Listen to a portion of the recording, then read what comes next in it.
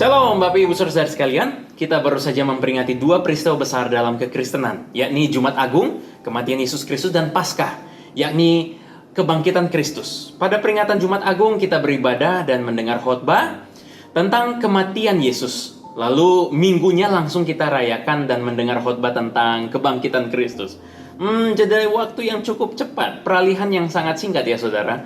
Dan kesan seperti cepat kita berlalu dari Jumat penuh duka ke Minggu penuh kemenangan dan selebrasi.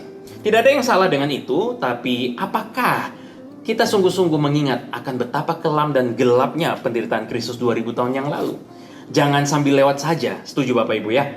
Nah, hari ini saya ingin sedikit membagikan apa yang pernah saya bawakan di Energize Sunday Service. Bulan Maret memang kita fokus membahas berita salib Kristus sebagai persiapan menuju Jumat Agung dan Paskah. Apa itu? Tak ada kemuliaan tanpa salib. There is no glory without cross. Pernahkah saudara bayangkan jika suatu saat anak bos besar datang ke perusahaan ayahnya, kira-kira bagaimana respon dan reaksi dari karyawan perusahaan itu? Respon yang umum, seluruh karyawan perusahaan ayahnya akan menerima dan menghormati anaknya itu. Tapi itu sangat berbeda dengan apa yang dialami Yesus sebagai utusan Allah Bapa untuk menyelamatkan manusia.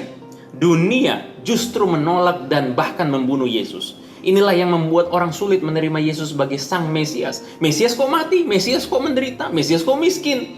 Mesias kok nggak keren? Kok nggak hebat? Inilah argumentasi yang dilontarkan kepada kekristenan dari orang-orang yang tidak percaya dan menolak kemesiasan Yesus.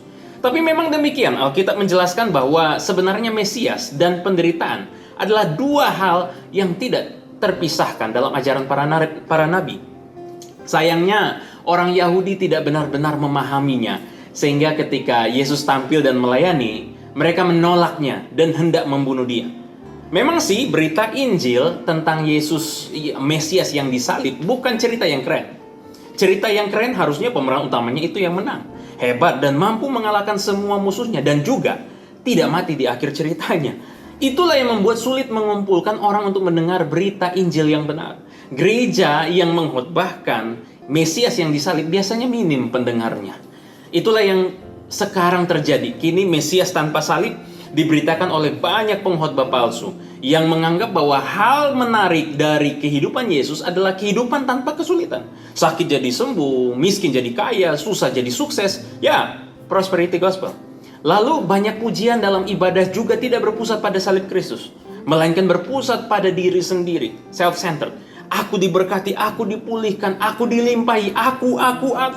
Gereja juga sudah melupakan salibnya. Gereja bukan lagi orangnya, melainkan bangunan mewah, tempat berkumpul artis-artis dan orang-orang kaya. Seorang penginjil, Leonard Ravenhill, pernah mengatakan, dulu gereja adalah sekoci penyelamat bagi orang yang tenggelam. Tetapi sekarang gereja telah menjadi kapal pesiar untuk mengangkut yang kaya dan potensial. Kalau begitu bagaimana sikap kita? Coba kita perhatikan Lukas 9 ayat 22-23. Yesus sendiri mengatakan bahwa memang dia harus menderita, ditolak dan dibunuh, namun akan bangkit pada hari yang ketiga. Artinya kita harus menerima teologi salib ini. Apapun kata orang, Tuhan kita Yesus Kristus memang mati di atas kayu salib. Namun kematiannya tidak sia-sia, sebab dia mati untuk menebus hutang dosa dan maut supaya kita memperoleh pengampunan dan hidup kekal. Lalu di ayat 23 berkata, setiap orang yang beriman kepada Yesus Kristus harus menyangkal diri, memikul salibnya setiap hari dan mengikut Yesus. Lalu bagaimana menjalani teologi salib? Apa artinya memikul salib? Ayat 24 membantu kita untuk menjawab pertanyaan ini. Memikul salib artinya menjalani hidup bagi Kristus. Dalam ayat 24 menurut saudara, apakah maksudnya kehilangan nyawanya karena Kristus? Apakah kita mesti benar-benar mati martir bagi Kristus baru selamat? Jika kita perhatikan bahwa semakin hari kita sebenarnya semakin dekat dengan kematian. Setiap hari kita jalani adalah sisa umur yang sedang hitung mundur menuju peti mati. Nah, jika kita menghabiskan sisa usia kita untuk hidup bagi Kristus, itu artinya kita sedang kehilangan nyawa kita demi Kristus. Tetapi itu tidak akan sia-sia sebab kita menghabiskan sisa hidup kita bagi Kristus yang dapat memberi nyawa kepada kita meski kita sudah mati sekalipun, yaitu hidup yang kekal. Tetapi jika kita menolak hidup bagi Kristus, maka kita sedang kehilangan nyawa. semakin dekat pada kematian, tetapi kita tidak mendapatkan nyawa sambungan di kekekalan nanti. Hidup bagi Kristus itu adalah kita bukan lagi jadi orang yang serakah dan yang mementingkan diri sendiri. Bukan lagi orang yang cinta uang dan mengejar uang lebih dari apapun. Bukan lagi orang yang diperbudak oleh hawa nafsu dan kedagingan. Bukan lagi orang yang korup, yang menipu orang lain demi keuntungan pribadi. Kita membenci semua praktek kejahatan di dunia ini. Tetapi konsekuensinya Bapak Ibu, kita akan dibenci, dihambat karirnya, ditahan haknya, karena kita setia mengikut Kristus. Itulah arti memikul salib. Hidup bagi Kristus. Suatu saat kita akan berada di situasi ini. Apakah saudara dan saya akan memilih hidup bagi Kristus yang telah memberi hidupnya bagi kita, atau kita memilih pekerjaan kita, perusahaan kita, relasi kita, cuan kita lebih dari Yesus? Terakhir, implikasi Injil.